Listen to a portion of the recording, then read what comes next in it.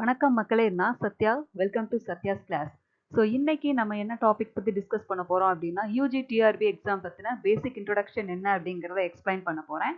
And இந்த exams எப்படி நம்ம கிளியர் பண்ணலாம், அதுக்கான டிப்ஸ் என்ன அப்படிங்கிறத நம்ம பார்க்க போகிறோம். வீடியோவை ஸ்கிப் பண்ணாமல் பாருங்கள்.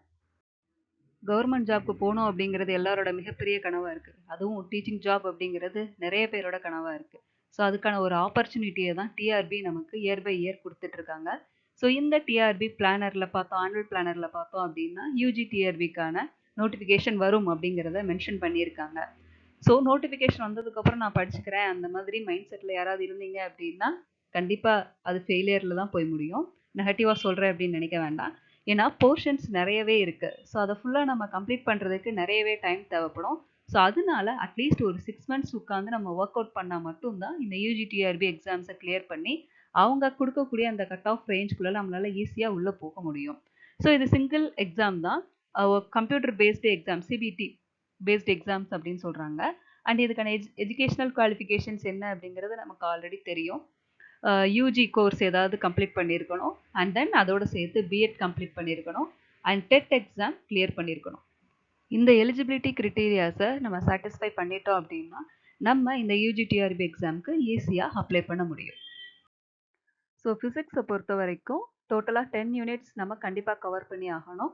ஸோ அதில் first unit mechanics, second one thermal physics, third one properties of matter and acoustics, sound base பண்ணி இருக்கக்கூடிய டாபிக்ஸ் அதெல்லாமே சேர்ந்து நமக்கு அக்வஸ்டிக்ஸில் கவர் ஆகும். And unit 4 electricity and magnetisms, unit 5 atomic and nuclear physics, unit 6 quantum mechanics and relativity, unit 7 SSP, and unit 8 optics and spectroscopy, unit 9 electrical circuit and electronics, unit 10 experimental physics. So இந்த 10 யூனிட்ஸையும் நம்ம cover பண்ணிட்டோம் அப்படின்னா அவங்க expect பண்ணக்கூடிய cut off ரேஞ்சுக்குள்ளே நம்மளால ஈஸியாக உள்ளே போயிட முடியும். அண்ட் நம்ம என்ன பிளேஸில் போஸ்டிங் வேணும் அப்படின்னு நினைக்கிறோமோ அந்த பிளேஸில் நமக்கு ஈஸியாக போஸ்டிங் கிடைக்கிறதுக்கான வாய்ப்புகள் ரொம்ப ரொம்ப அதிகம். இந்த எக்ஸாமை கிளியர் பண்ணுறதுக்காக டோட்டலாக ஒரு 6 இம்பார்ட்டன்ட் ட்ரிக்ஸ் நான் சொல்கிறேன். ஸோ இதை நீங்கள் ஃபாலோ பண்ணீங்க அப்படின்னாலே கண்டிப்பாக இந்த எக்ஸாமில் உங்களால் ஈஸியாக கிளியர் பண்ண முடியும். அண்ட் நீங்கள் நினச்ச மாதிரி பிளேஸில் உங்களுக்கு போஸ்டிங் கிடைக்கிறது கன்ஃபார்ம். ஸோ ஃபஸ்ட்டு ஸ்டெப் என்ன அப்படின்னு பார்த்தோம்னா சிலபஸை கம்ப்ளீட்டாக நம்ம ரீட் பண்ணணும். என்னென்ன டாபிக்ஸ் இருக்குது அப்படிங்கிறத ஃபஸ்ட்டு ஒரு சிலபஸ், உங்களுடைய சிலபஸை பிரிண்ட் அவுட் எடுங்க. பிரிண்ட் அவுட் எடுத்துட்டு அதில் ஆக்சுவலாக என்னென்ன டாபிக்ஸ் கொடுத்துருக்காங்க அப்படிங்கிறத ஃபஸ்ட்டு நீங்கள் ஒன்ஸ் ரீட் பண்ணுங்கள். நீங்கள் ஒன்ஸ் ரீட் பண்ணும்போது என்ன தெரியும் அப்படின்னா, ஓகே ஒரு டாபிக்குள்ளே இப்போ ஃபார் எக்ஸாம்பிள் நான் மெக்கானிக்ஸ் எடுக்கிறேன் அப்படின்னா அந்த மெக்கானிக்ஸ்குள்ளே எத்தனை சப்டைட்டில்ஸ் இருக்குது அப்படிங்கிறத என்னால் தெரிஞ்சுக்க முடியும். ஸோ இதே மாதிரி ஒரு நாள் ஒரு டாபிக் நான் படித்தேன் அப்படின்னா எத்தனை நாளுக்குள்ளே என்னால் கம்ப்ளீட் பண்ண முடியும் அப்படிங்கிற ஒரு பேசிக் நாலேஜ் உங்களுக்கு ஆட்டோமேட்டிக்காக இம்ப்ரூவ் ஆகும்.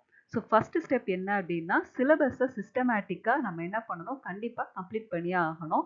அண்ட் அந்த ஒரு டாப்பிக்கும் ஏற்ற மாதிரியான நோட்ஸை நம்ம என்ன பண்ணணும் அப்படின்னா ப்ரிப்பேர் பண்ணணும். ஸோ அந்த நோட்ஸ் ப்ரிப்பரேஷன் அப்படிங்கிறது தான் ரொம்ப ரொம்ப இம்பார்ட்டன்ட் பாயிண்ட்.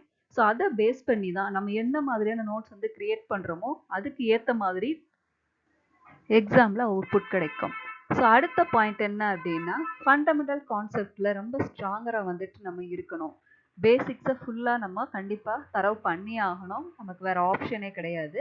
அடுத்து மூணாவதாக ப்ரீவியஸ் இயர் கொஸ்டின்ஸை பற்றி கண்டிப்பாக நம்ம டிஸ்கஸ் பண்ணணும் and as well as practice பண்ணணும். அண்ட் டே பை டே நம்ம எம்சிக்யூ டெஸ்ட் கண்டிப்பாக எழுதியே ஆகணும். ரெகுலராக ஒரு மார்க் டெஸ்ட் எழுதணும். வீக்லி ஒரு டெஸ்ட்டோ இல்லை மந்த்லி ஒரு டெஸ்ட்டோ நம்ம என்ன பண்ணணும் அப்படின்னா கண்டிப்பாக ஒரு மார்க் டெஸ்ட் எழுதி ஆகணும். அது யூனிட் வைஸாக இருக்கலாம், அதர்வைஸ் டோட்டலாக இப்போ ஒரு யூனிட்லேயும் ஒரு டாபிக் நான் டெய்லி படிக்கிறேன் அப்படின்னா இப்போ 10 யூனிட்ஸில் 10 டாபிக்ஸ், ஸோ அதுக்கான மார்க் டெஸ்ட் அப்படிங்கிற மாதிரி பிளான் பண்ணி நம்ம எடுத்துகிட்டு போகலாம். ஸோ இந்த 5 ஸ்டெப்ஸோட இன்னொரு இம்பார்ட்டன்ட் ஸ்டெப் என்ன அப்படின்னா நம்ம படிச்சிருப்போம், ஆனால் படித்தது எல்லாமே அடுத்த நாள் படிக்கும்போது டோட்டலாகவே மறந்த மாதிரி ஒரு ஃபீலிங்ஸ் இருக்கும். ஸோ அதுக்கான ரீசன் என்ன அப்படின்னா நம்ம கம்ப்ளீட்டாக ரிவைஸ் பண்ணியிருக்கவே மாட்டோம். ஸோ நாள் 4 ஹவர்ஸ் உட்காந்து ஒரு டாபிக் பற்றி டிஸ்கஸ் பண்ணியிருப்போம். ஃபார் எக்ஸாம்பிள் குவாண்டம் மெக்கானிக்ஸ் இருக்குது அப்படின்னா அதை பற்றி ஃபுல்லாக நம்ம படிச்சிருப்போம். ஸோ அடுத்த நாள் அந்த டாபிக் என்ன படித்தோம் அப்படின்னு ஒன்ஸ் நம்ம ரீகால் பண்ணி பார்க்கும்போது என்னடா படித்தோம் அப்படிங்கிறது நம்ம மைண்டுக்கு வரவே வராது.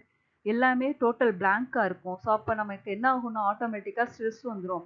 என்னடா 4 ஹவர்ஸ் நம்ம ஒர்க் பண்ணி படித்தோமே, பட் ஆனால் நமக்கு எதுவுமே ஞாபகம் வரலையே. ஸோ அந்த மாதிரி ஸ்ட்ரெஸ் எல்லாம் ஆட்டோமேட்டிக்காக வர ஆரம்பிச்சிடும். ஸோ அதுக்கான ரீசன் என்ன அப்படின்னா ஒரே ஒரு ரீசன் தான், நம்ம ப்ராப்பராக ரிவைஸ் பண்ணாமல் இருப்போம். ஸோ நம்மளுடைய ரிவிஷன் ப்ராப்பராக இருந்துச்சு அப்படின்னா எவ்வளோ டாபிக்ஸ் வேணாலும் நம்மளால் ஈஸியாக மைண்ட்குள்ளே ஃபிக்ஸ் பண்ணி வைக்க முடியும்.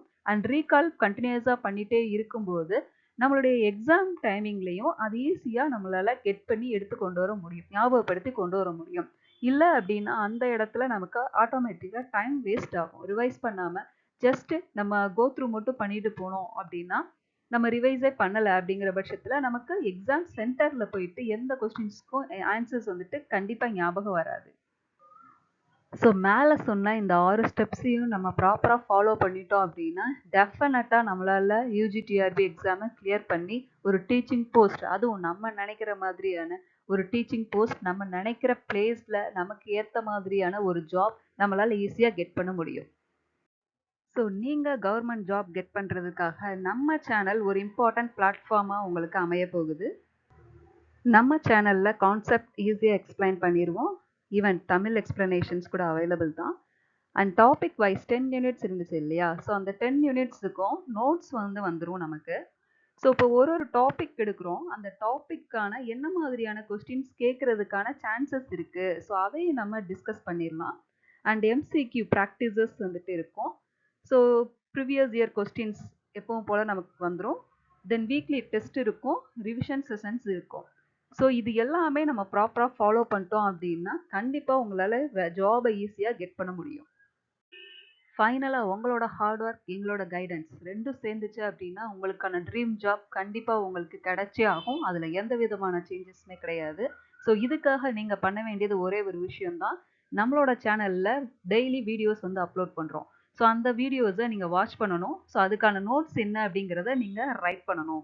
ஸோ இதை நீங்கள் ப்ராப்பராக ஃபாலோ பண்ணிட்டு இருந்தீங்க அப்படின்னா உங்களுக்கான ஜாப் உங்களுக்கு ரொம்ப பக்கத்துலேயே இருக்குது. அதை ஈஸியாக உங்களால் அச்சீவ் பண்ண முடியும். வருங்கால ஆசிரியர்களுக்கு வாழ்த்துக்கள். தேங்க்ஸ் ஃபார் வாட்சிங்.